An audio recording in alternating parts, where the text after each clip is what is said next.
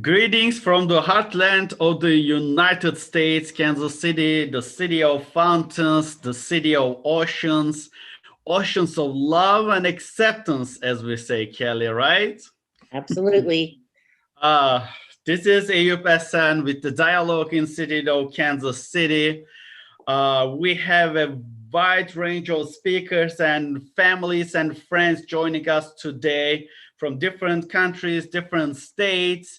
Today, we have people from Pakistan, Morocco, Tajikistan, Ohio, and our guest group actually is Interfaith Center, Miami University.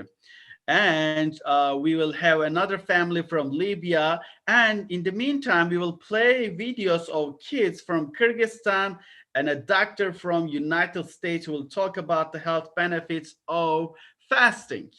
And when it's time for Adhan, call to the prayer, the recording of imams from Egypt, United States, and Turkey will share their call to the prayer video with us.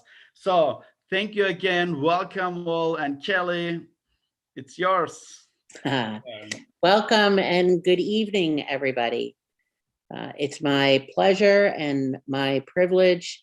It's always an honor to support the iftars, the month of Ramadan. While I'm not a Muslim, it's absolutely so important for me to share, as Ayub said, these oceans of love, oceans of peace, oceans of generosity and mercy and justice, because we need everybody to create this world that we want. As Ayub already told you, we have people from all over the world joining in.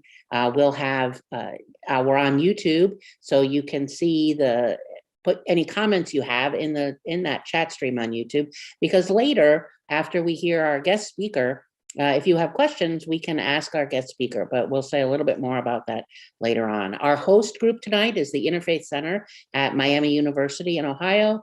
And I want to take a couple minutes to just introduce you to the Dialogue Institute of Kansas City. Not everybody is aware. Not everybody is familiar with the Dialogue Institute of Kansas City, but the Dialogue Institute of Kansas City is really quite remarkable. And there's Dialogue Institute in Oklahoma and in Dallas, but the Dialogue Institute is an organization founded on the principles of service, of justice, of peace, and always doing programs, always connecting community. And so for the month of Ramadan, the Dialogue Institute of Kansas City has what's called a Giving Ramadan and a virtual food drive running from April 13th to May 12th.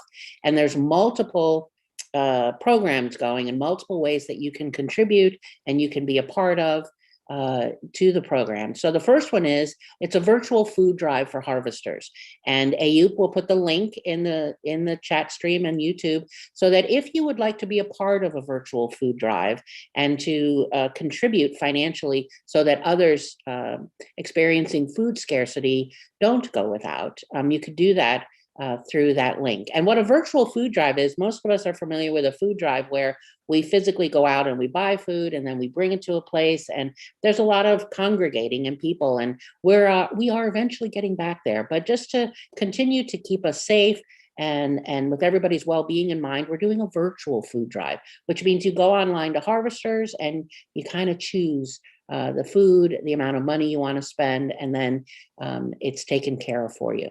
There's also a toy drive for kids that are in foster care through the organization Cornerstones. And again, Ayub will put the link in the YouTube chat stream about that. There's Cooking for Relentless Pursuit, which is making meals, cooking them and serving them at a women's shelter. And then Micah Ministry is also sponsoring meals for people that don't have something to eat. One of the things about Ramadan is, while there's this focus on fasting, what happens is that we get to acknowledge, we get to focus on and remember and pay attention to those that may not have, be able to eat that regularly, and be able to have, not be so, I don't worry about going without food. I don't worry about that, of not having a roof over my head. So Giving Ramadan is one of the programs that the Dialogue Institute is asking you to engage with them on. As I said, the Dialogue Institute is founded on part of the Gulen movement, founded on the principles of Hizmet, which is, Hizmet means service. So it's compassion and it's mercy and it's justice. And Gulen, Fethullah Gulen is the leader of the Gulen movement. He is a brilliant scholar, a thinker. He is supports education and interfaith work and science and spirituality.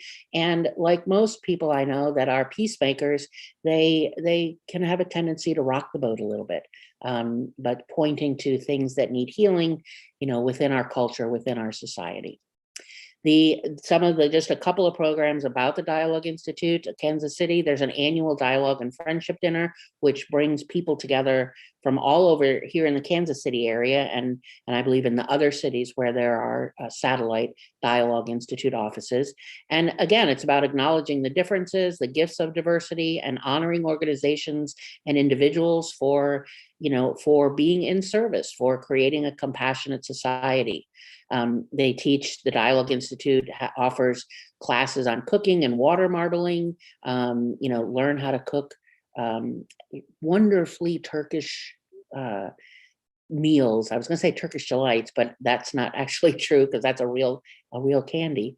But crafts and food, there's spending time with different families to just build community.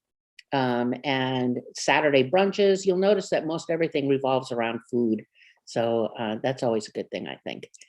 And Thanksgiving dinners, bringing people together for, again, food, but it's about bringing people together that may not normally come together in community. And then finally, of course, the Ramadan fast-breaking dinners, the iftars that we've done every year here in the Kansas City area. Last year and this year we're online and we're doing this. And this year is even more exciting. You heard Ayub talking about the families that are coming from all over the world to join us and all the different places tonight. And then the next one, the next iftar we have in a couple nights, a different organization is hosting, and families from, I think there's some crazy number of countries we have coming in. So by the time we're done with the month of Ramadan, we will have touched every corner of the earth.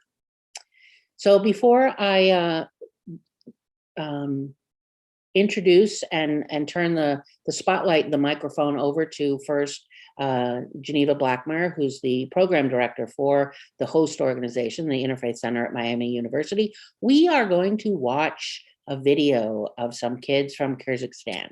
So Ayub, if you want to bring the kids up.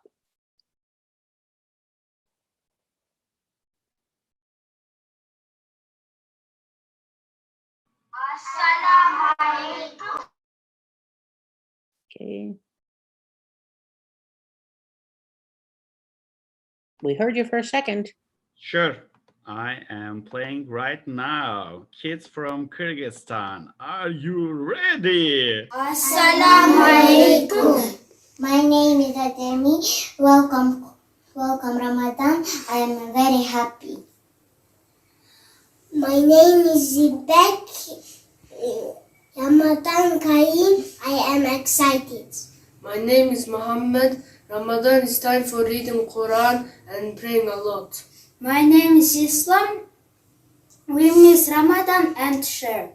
My name is Umar. I'm waiting for Ramadan. During Ramadan we fast, which means we eat nothing from sunrise to sunset. We understand how the poor feels and get closer to God by thanking Him for what He gives us. We give charity to the needy, and this Ramadan, as a family, every Friday we are going to make soup and donate it to the needy.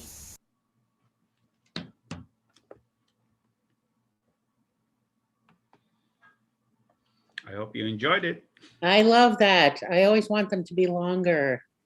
I always want to see more from the kids. We had India and where was last night? I don't remember, but they're coming from all over.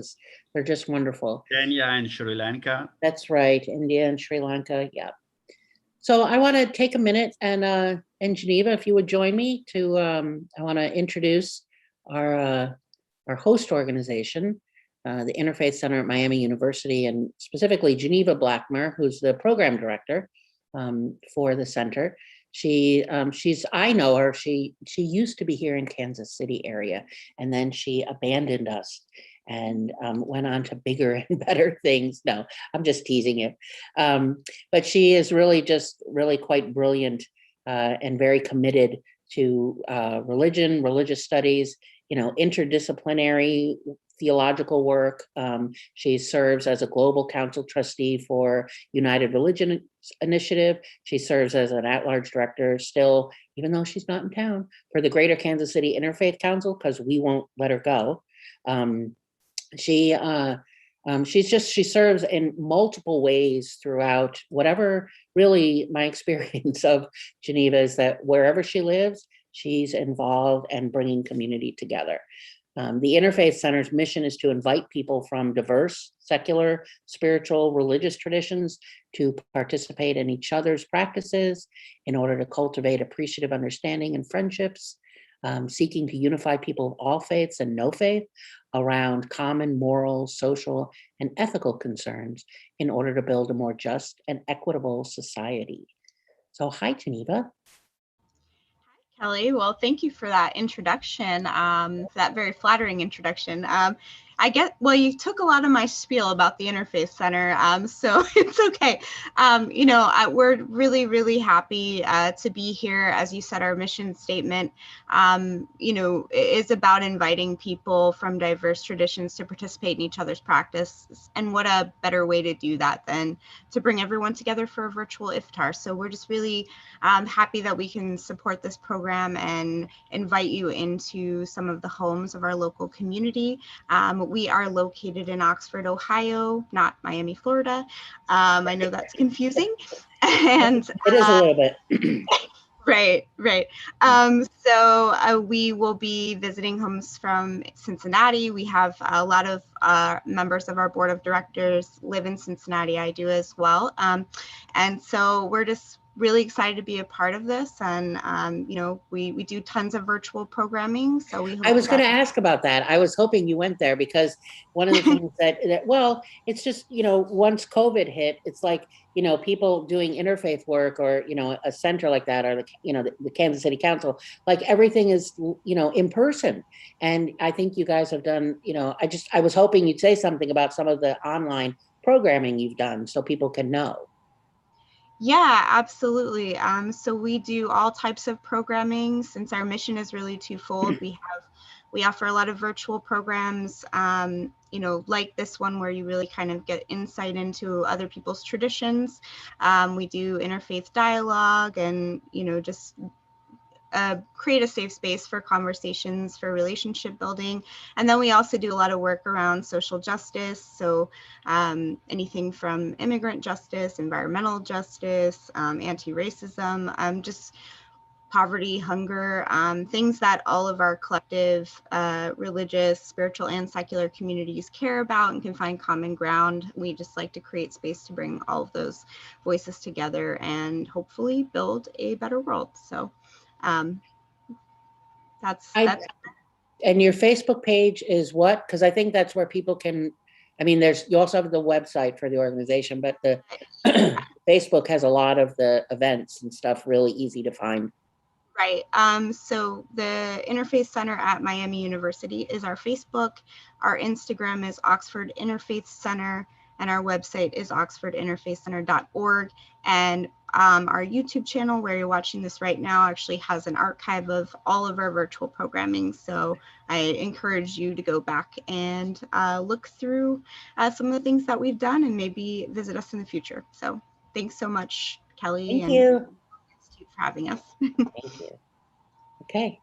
So we're now moving into hearing from our from our keynote speaker. And Fatima is Muslim Advisory Council for the Interfaith Center, and she will introduce our keynote speaker. Welcome, Fatima. Yeah, thank you. And thank you so much for hosting this event. And thank you for everybody for joining. I'm gonna introduce Hafiz Zohaib, our guest speaker for tonight. So Zohaib Bakali is a first-year medical student at the University of Cincinnati, where he went for undergrad as well and served as the president of the Muslim Student Association. Zohaib memorized the Quran at the age of 14, and this is how he earned the title Hafiz. Hafiz in Arabic means the memorizer of the Holy Quran. Hafiz Zohaib is a native Cincinnatian who grew up serving the mosque and his community. As a kid, he went to Sunday school for 12 years, played basketball with the center official team, and was part of the youth group and served as the treasurer for the organization. Hafiz Zohaib continues to serve the community as an adult by being one of the respected imams who leads the prayers in our mosque. Also, he delivers sermons on Fridays, on Friday prayers or services. Zohaib teaches in Sunday school and coaches the youth basketball, and guides and advises the youth group.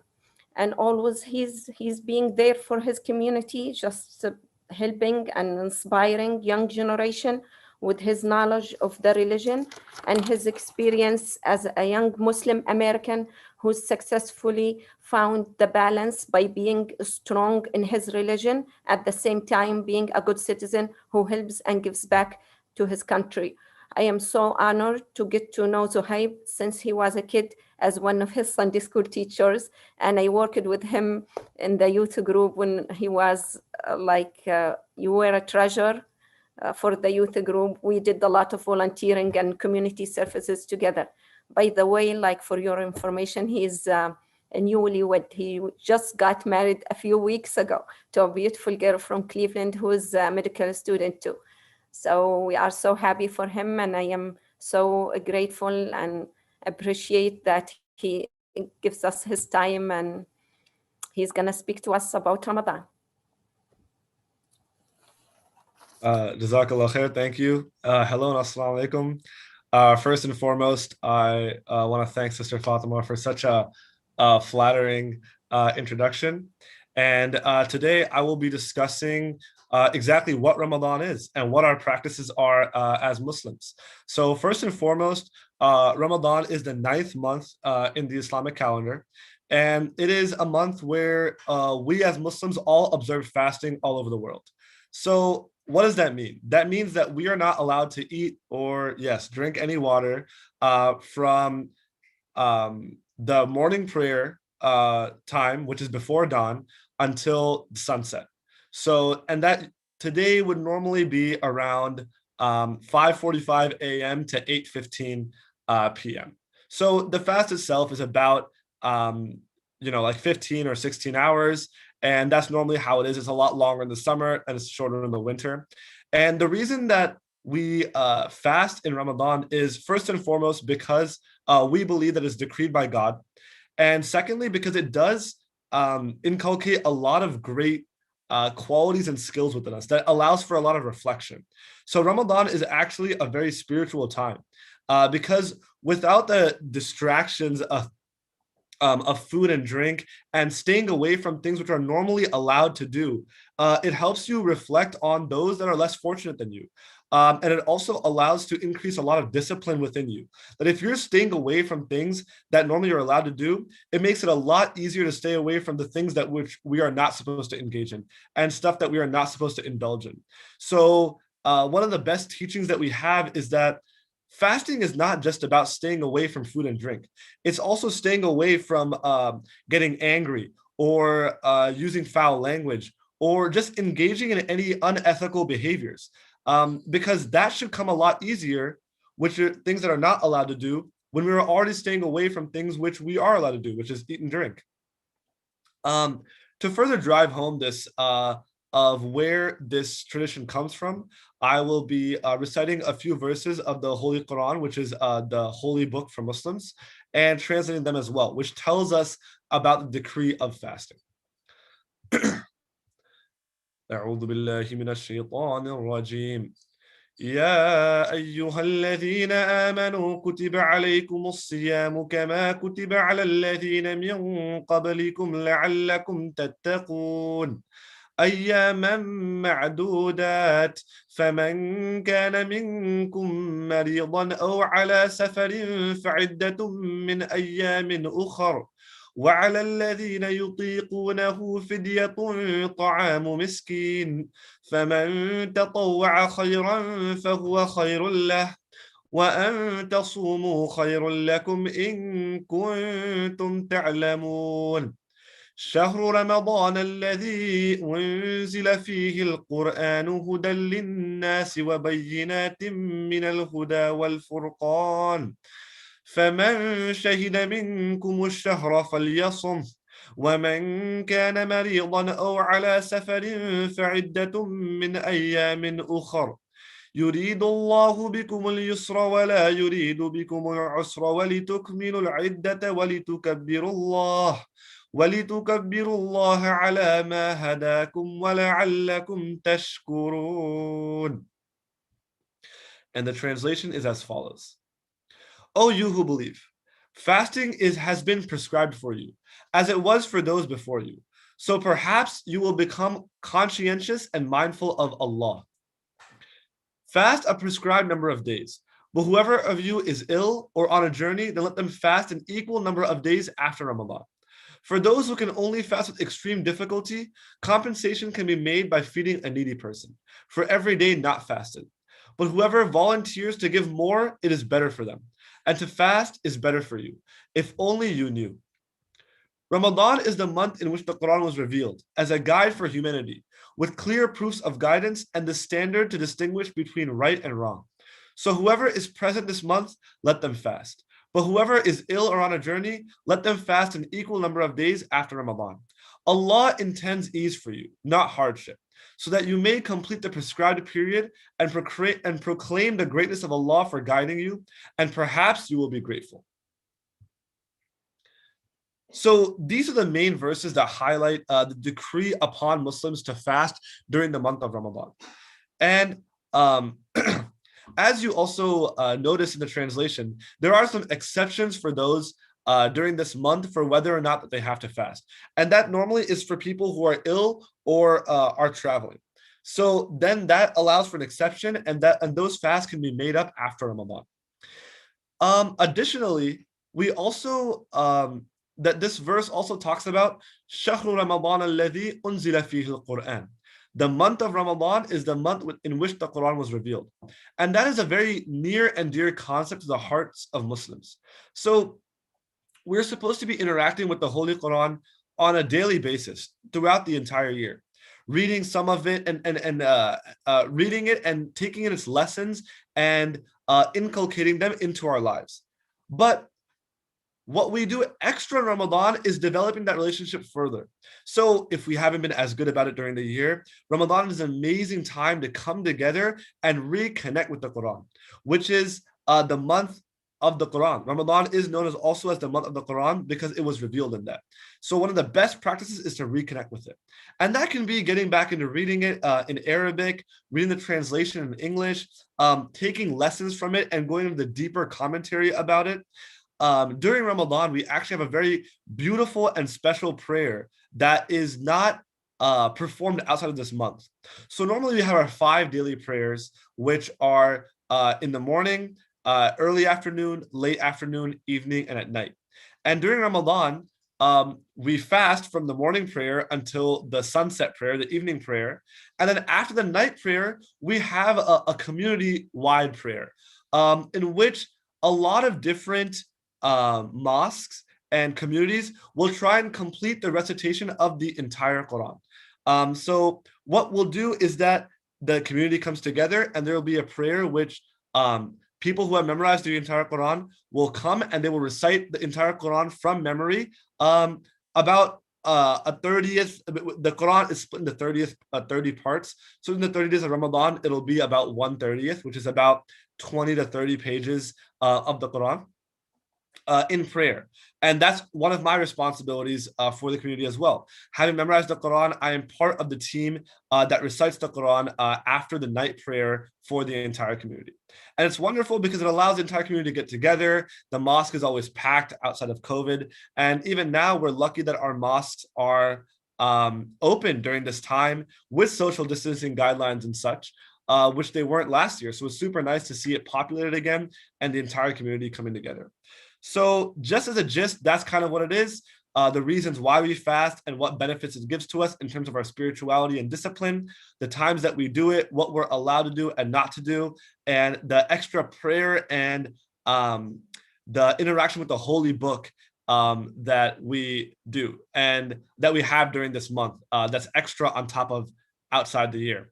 And on top of that, we have a lot of beautiful traditions that range from culture to culture based on what we eat. So I'm Pakistani, so that will have a little bit different, different tradition from those from India or those from Libya or Syria or Egypt or any other place around the world. So it's really fun and beautiful to see all those different cultures and dishes come together as well. I want to thank you again for allowing me to be your speaker, and I hope you learned something from this. Thank you, Zohaib. I enjoy every time we have a speaker because there's just always an expanded learning, and in part because of the last thing you said, you know, different cultures. So I'm looking at the chat on YouTube and I'm not seeing a question. However, I always have questions come up. So, because I get to MC, I get to ask my questions. So what I was curious about was, because you said at the end it's different, you know, India or Pakistan or Libya or wherever. But is there something, you know, in different traditions? And so I'm curious if there's something from your childhood, you know, or like a particular family tradition that has carried through. And now that you just got married, congratulations, you know, that might also just, you know, be carried through, or a tradition maybe your wife brings to your new family. Yeah, so I feel like one of the biggest traditions that throughout Ramadan that we see is through the food, right? Because that is going to be what brings everyone together and kind of what you're most excited for during the entire day. You know, looking forward to the time when you can break your fast and eat. So in terms of traditions, like being Pakistani, one of the biggest things is I'm sure you've had it or tried it, is just frying up different foods like that we eat. So that's what Pakistanis are big about, is like having, which is definitely like not the best for your health, and causes definitely some weight gain in Ramadan because people will eat a lot of these fried foods. But it's something called like a samosa, which is yeah, so it's like a triangular shaped pastry or a dough that's filled with like either ground beef, you have vegetables, you can mostly potatoes as well as big. So those are always a huge hit. And then also the different like rose water drinks are really big for Pakistanis. And my wife is Indian, so she has very similar traditions as well in her family. Yeah, and then we also have that whole thing about like, you know, like quickly eating and then running to the mosque to get in time for this night prayer, and those are what like stick out the most. And in the summer and such, I remember a lot of friends and we would actually stay up the whole night. So we would be very nocturnal in Ramadan, where we'd go to the night prayer and then we'd go like play basketball or something like late into the night, you know, some outdoor court. And then sometimes we'd have the morning meal together at someone's house, like at 3 a.m., 4 a.m., and then come back and pray the morning prayer at the mosque. And then everyone like goes to sleep at like 6 or 7 a.m. So that was a lot of fun too. And that's one of definitely the traditions and practices that stuck out the most, you know, having less responsibilities as kids. So it was super fun to be able to do all this stuff.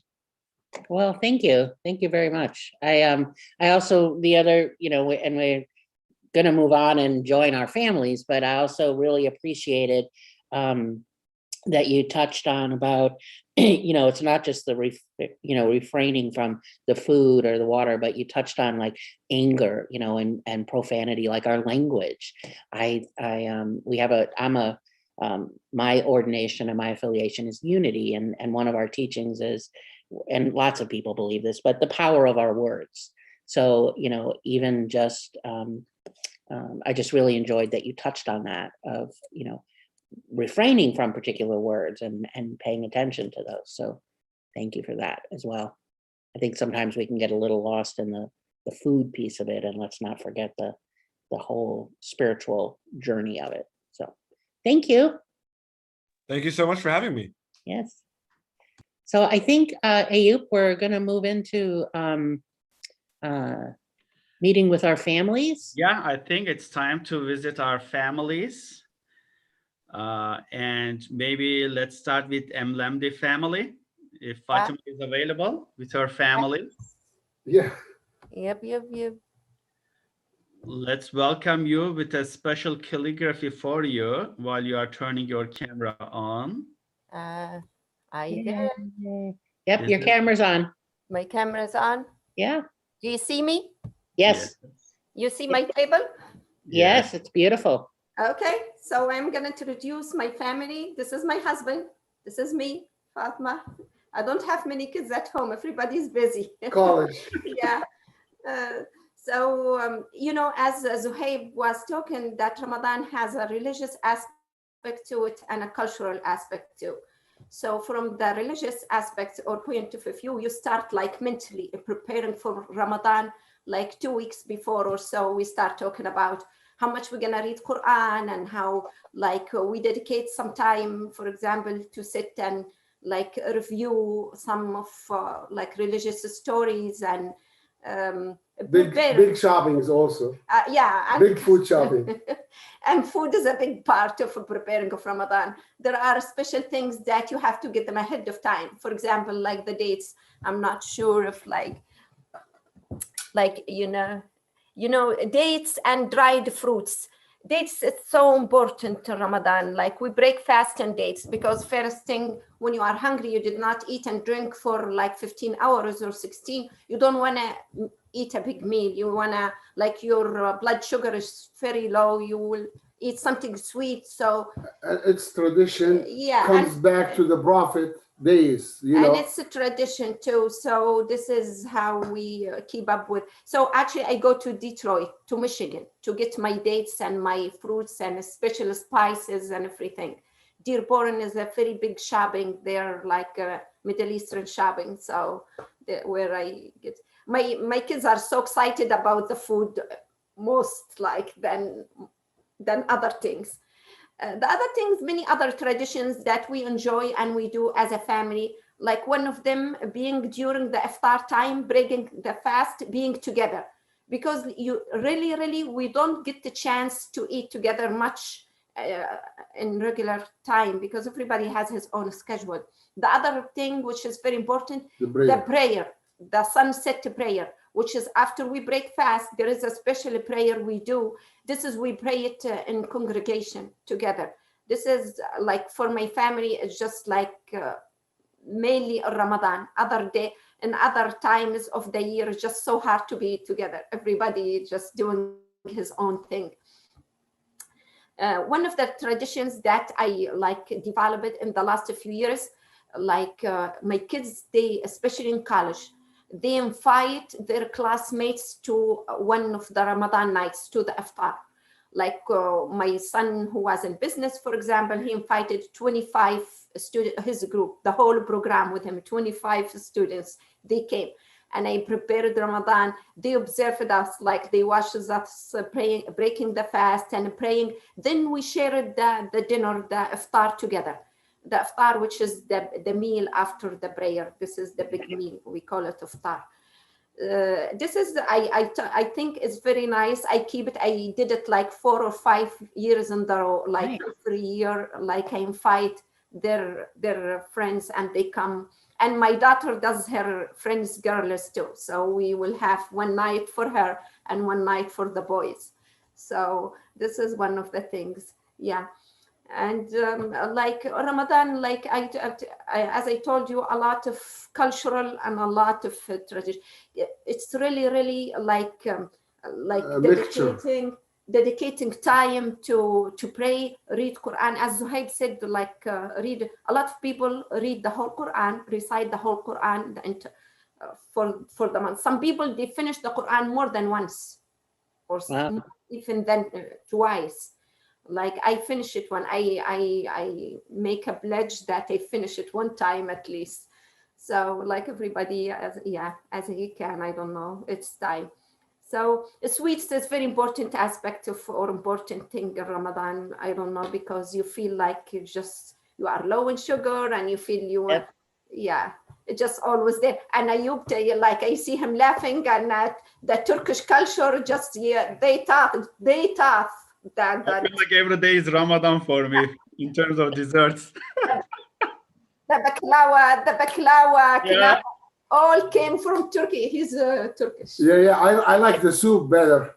I mean, after the long day of fasting, shorba, we call it shurba. Yeah, It's good. It's the same word, chorba, similar pronunciation. And I'm gonna have today. So, well, I don't want to take a lot of time. Any so questions? I will give time to other people to go, the Bahasi or Bakali family, unless there is a question.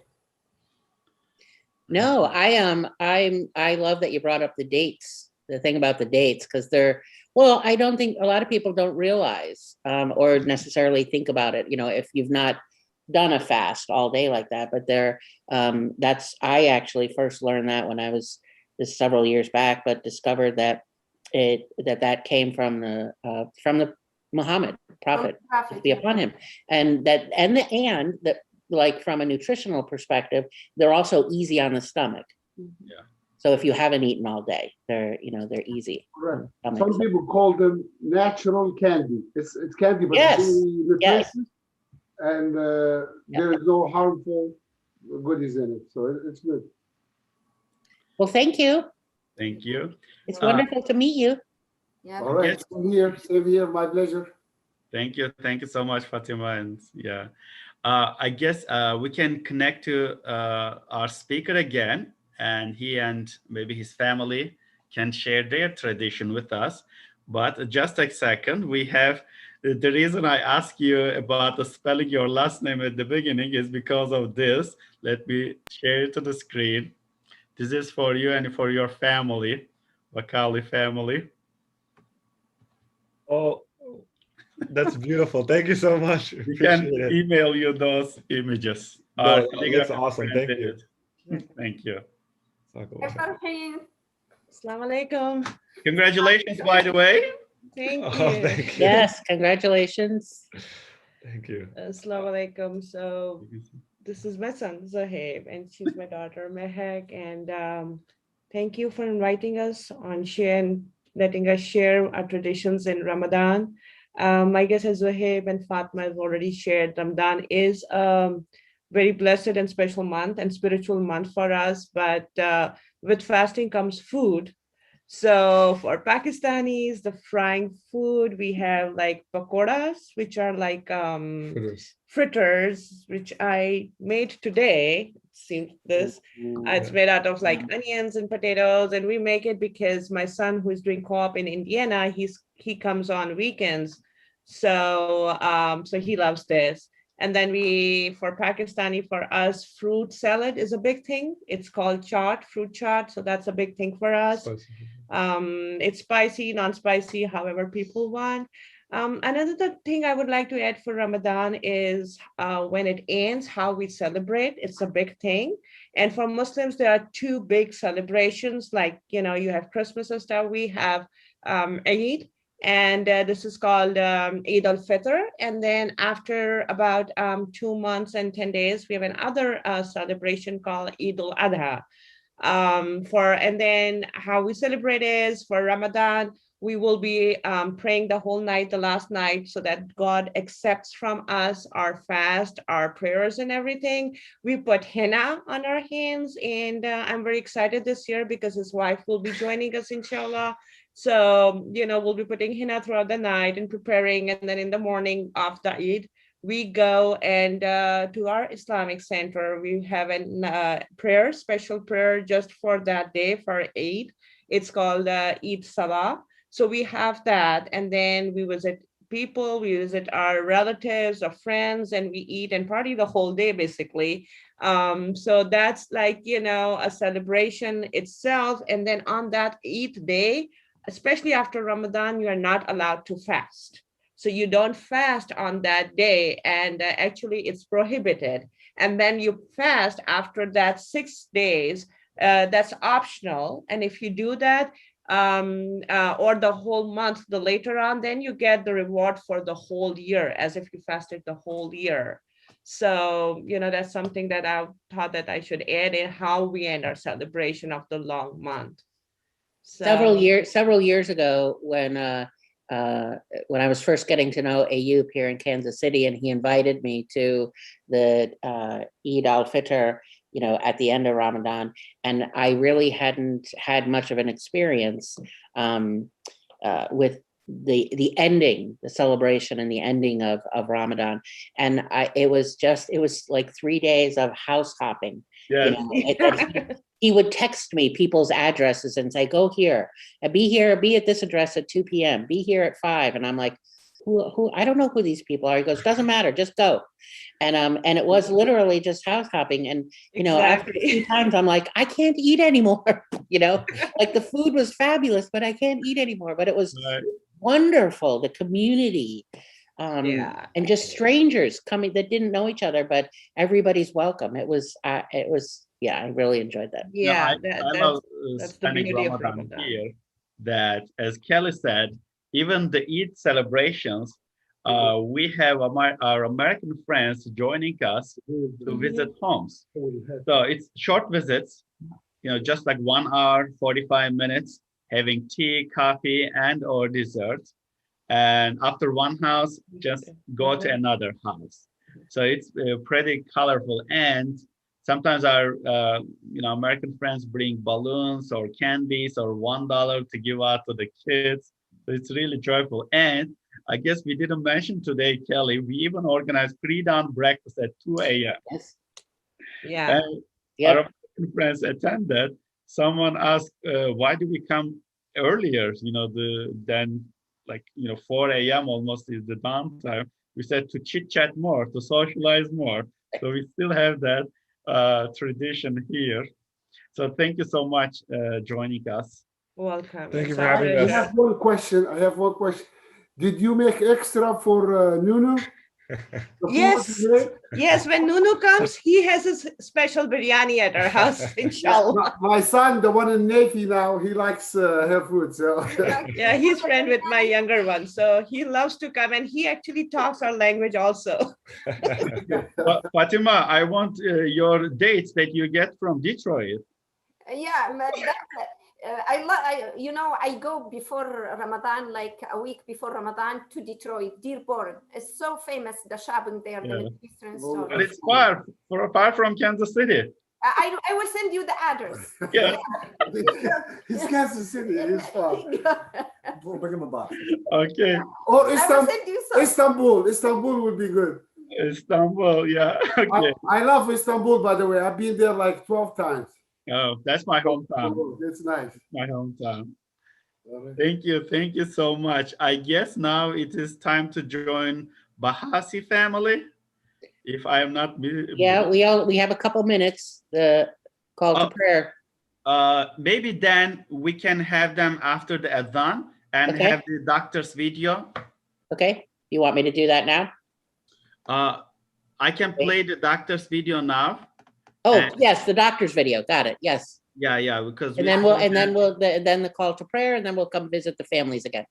Yeah, let's do that. So we don't have to cut short. No. The families is the best part. Yeah, I enjoy it. So now we have a video of Dr. Johnson from Truman Medical Center in Kansas City. He will briefly talk about the health benefits of fasting. Hi, this is Dr. Johnston, and I'm going to talk to you today about 8 health benefits of fasting, backed by science. The first one is that fasting promotes blood sugar control by reducing insulin resistance. Fasting also promotes a better health by fighting inflammation. It also may enhance your heart health by improving blood pressure control, triglyceride, and cholesterol levels. Fasting also may boost your brain function and prevent neurodegenerative diseases. Fasting also aids in weight loss, and it does that by limiting caloric intake as well as boosting your metabolism. Fasting also increases growth hormone secretion, and that's vital for growth, metabolism, weight loss, and also muscle strength. It could also delay aging and extend longevity. And lastly, fasting may aid in cancer prevention and also increases the effectiveness of chemotherapy. Wow. Yeah. There's So a much lot of health benefits information. I don't think people realize.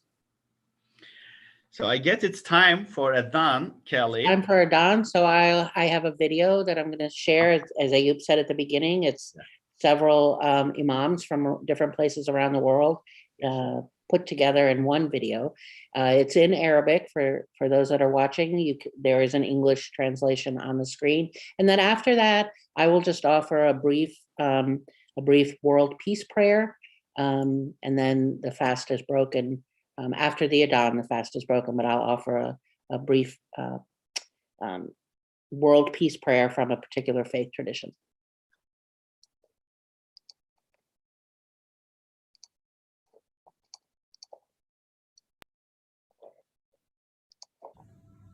Allahu Akbar, Allahu Akbar, Allahu Akbar,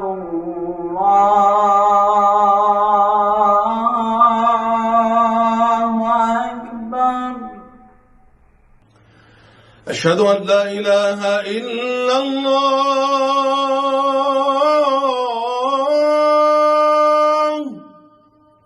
أشهد أن لا إله إلا الله. أشهد أن محمدا رسول الله.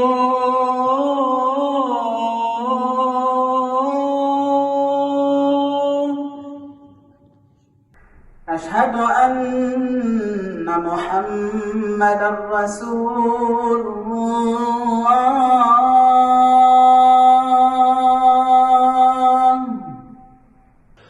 حي على الصلاة. حي على الصلاة.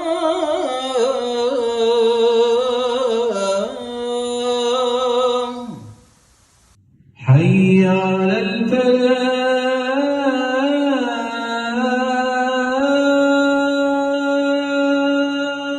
حي على الفلاح.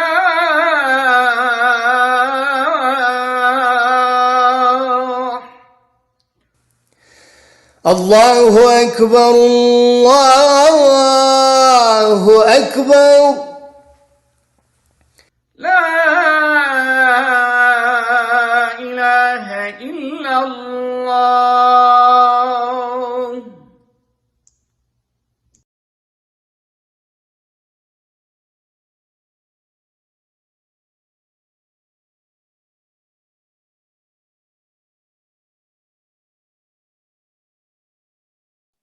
So I offer this prayer of peace that comes from the Dalai Lama. Peace starts within each one of us. When we have inner peace, we can be at peace with those around us.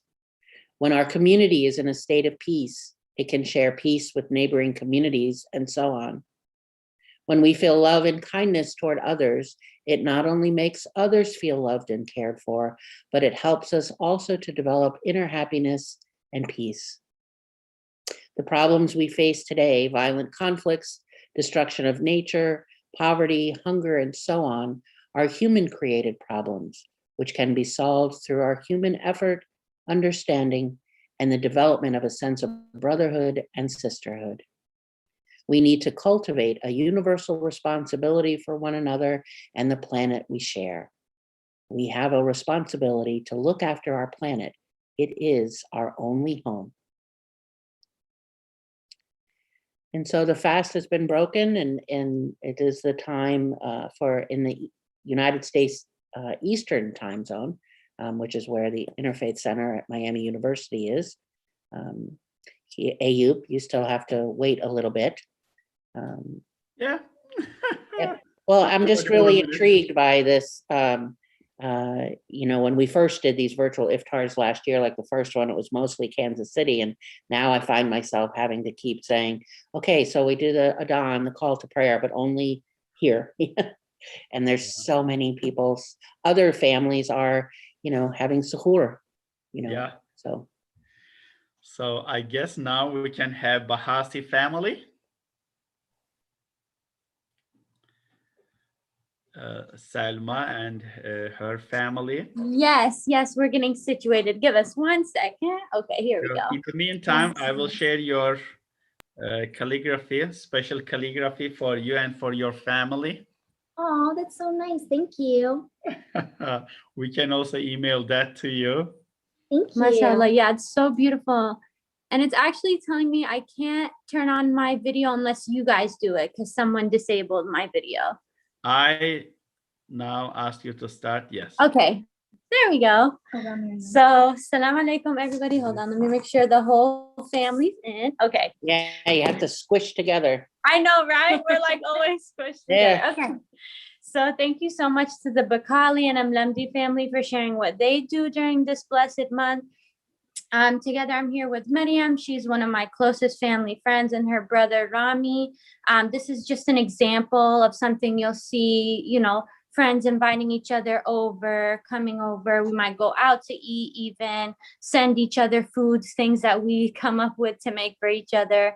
And so we're all three of us actually students. So this is one of the first Ramadans in a while where most of the month is going to be during school, or at least half of it for us since we're in college. And then for Rami, since he's in high school, it'll be the whole thing.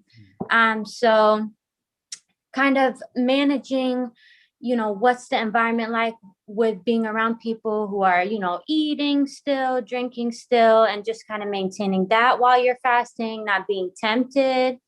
Then also praying, making sure you get your prayers in throughout the day. They might not necessarily be on time, but just trying to get them in, trying to get some Quran in if you can, or just simple dua, which is like kind of your own personal prayers that you want to make and things of that nature. And then for iftar, we just wanted to kind of show you guys really quickly some of the things that we have. Some of it's Moroccan, which is where Maryam and Rami are from. And then I'm half Jordanian Palestinian, which we have some of that here as well. So let's turn around the camera really quickly to show you guys. Great. Let's see. I didn't know that you are Jordanian and Palestinian. So yes, that's me. I'm a little mixed, but it's basically the same thing anyway. So, okay. So here we have the Semolina Soup, right, Maryam? Yes. And this is kind of like to start your break fast. And this is kind of the equivalent, I'd say, in the North African culture to the hadas that they eat in the Levantine Arab cultures. So it's thicker, and that's kind of what you get started on to break your fast. And it's really yummy. Then, of course, obviously, the Prophet, peace be upon him, suggests to us, and obviously it's tradition, the dates. And I know Mrs. Amlamdi, she has the fancy ones from Shatila and Detroit, but we're not as high class as her, so we got the regular ones for right now. Well, she said she will send me the address. I asked her to ship to me. Yeah, we gotta get it. We gotta get it. And then here we have, this is more like dessert. You don't want to eat this probably to initially break your fast. This is besbousa, or in Levantine, we call it harissa. So it's kind of like a dense coconutty cake with a simple syrup. And then Maryam, you have to explain this one because I don't know what this one is. Do you know what this one is? So this one is a mixture of several different nuts. Moroccan desserts often have almonds, cashews, a lot of different kind of nuts. So we're big on that. Mm-hmm. And then over here, Rami, do you want to talk about it? Oh my goodness, look at that, Ellie. This is my brother's favorite. It's called mkhammar. And we usually have that to break our fast as well, along with mint tea. That's something that's very popular in Moroccan culture as well. Wait, go back. What were they made of? Those? Yeah. This right here, Muhammad, it's kind of like a bread, right, Maryam? Yeah, it's bread. And this is homemade. Like Maryam's mom made this from scratch. So it's thick. I'd say it's a pretty moist bread. It's pretty good. Yeah. Yeah. And it's really good. Usually eat it with cream cheese, honey, olive oil, that kind of stuff. And that's kind of, that's kind of where I think the nuts come into play, right? You put that on there and then they've got like the honey, the olive oil. So that's kind of a more traditional aspect of a dinner. And that's not what I think I need your I think I'm going to need your address. Or do you ship it? Yeah. That's wonderful. And I usually have it's so delicious. I love it. Miss Amlemdi, come over. Yeah, we need you here. You're like 10 minutes away. Yeah, I'm coming. Okay. We usually have a bigger meal afterwards as well. So we eat a lot. Yeah, I was, the first time I actually heard from someone, this was a few years ago, that someone was talking about gaining weight during Ramadan. And I thought, oh, that's interesting. I usually do. I usually get a few pounds. I hadn't thought of it before. I just, realized I had this assumption if you're fasting, there's but yeah, it depends on what you eat, right? Yeah. I think some of us like. Yeah. You eat more and you move less. You exercise less. Oh, yeah. Yeah, one of the things it's like the food is it's all like heavy, it's like calorie dense and carbs, a lot of carbs and sugar.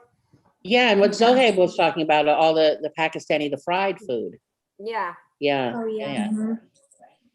You can, if you are like just so conscious and aware, you can easily lose weight and be aware. Like that's just true. like I have a lot of desserts, but I try to healthy desserts. So just like gluten free and like almond flour, nuts, and just with honey. I try to just switch, go around. My kids hate it. But yeah, I liked it, Mrs. Mlemdi. I liked the ones you gave me the other day. I ate them all. Wallah. Oh, truly? Okay. MashaAllah, that's good. You got good points, Salma. Yeah. Thank you. Yeah, I promise. I ate them all, and I'm gonna come back for more. Okay, I'm glad. So by the way, like Moroccan cuisine is so famous, just like I used to have a friend in Pittsburgh, and in Ramadan, like when we go for iftar and visit her in Ramadan, she will have like food coming back and forth like 3-4 times. Yeah. Not one thing, one course, like three meals, like tables. She will set up the table, then she will clean it and set up the table again. She will clean, and like the whole night. It's a feast, yeah. Yep, exactly. That's how it is in Morocco. When you finish the first meal, you're done. The Americans are done. Me and my brothers are like wiped out, but they're ready for the second and the third, and then after dessert. So they just keep going at it. Yeah, there's several, just FYI, there's several people asking for your address or directions to your house in the chat stream on YouTube. You guys don't want it today. My parents are sick and I'm cooking, so the food's not good, but maybe tomorrow. Yes. Oh my gosh. Wow, that's so much fun and educational. Love it. Thank you. Question, guys? I guess we are coming to the end, Kelly. I think so. Guys. Yeah, it's been wonderful to be with you. It's being different since the pandemic. It's being different. Like last year, we did not go. There is our mosque here in Westchester that Zohaib is imam, and he does the prayer and the adhan and everything. Like they open up, like we have a tent outside. Like people spend the night there at the mosque. And you girls, you can talk about that. Like how's the nights at the mosque? Go, Selma. Yeah. So when you go to the mosque, so typically you'll go to that after iftar I'd say about an hour. You want your stomach to kind of settle down because you're gonna go most people try to get there for the Isha prayer, which is the last prayer.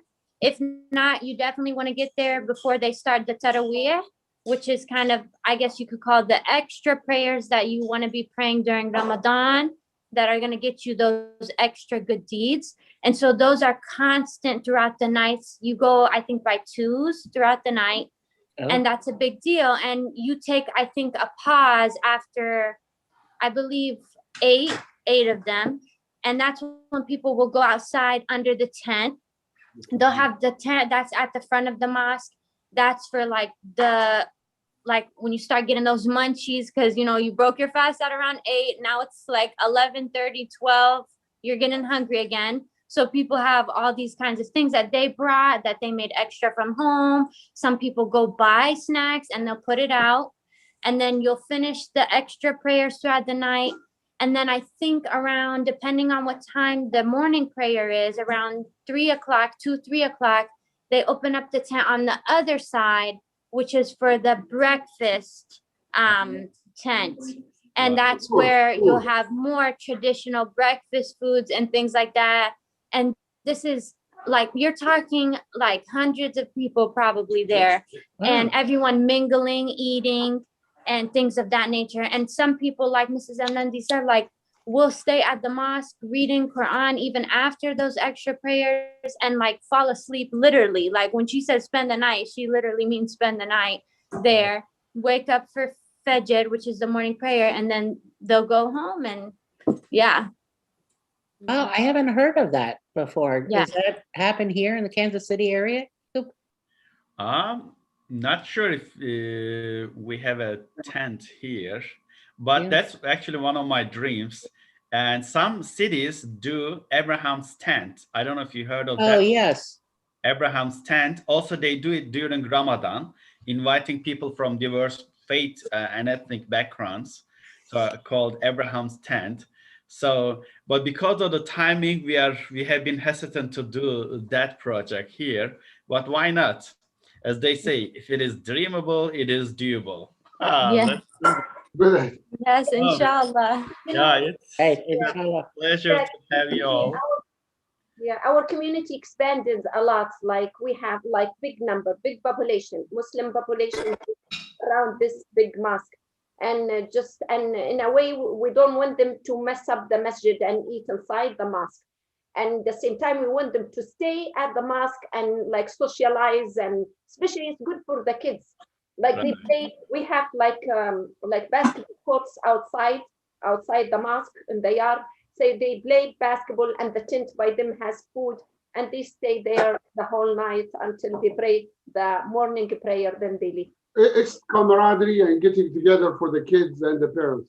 But the one factor you mentioned, the people are they are well-to-do. They volunteer with very significant number of expense, and some of them they own restaurant, and they just bring their people there, and they supply the meals all the night, or they take turns.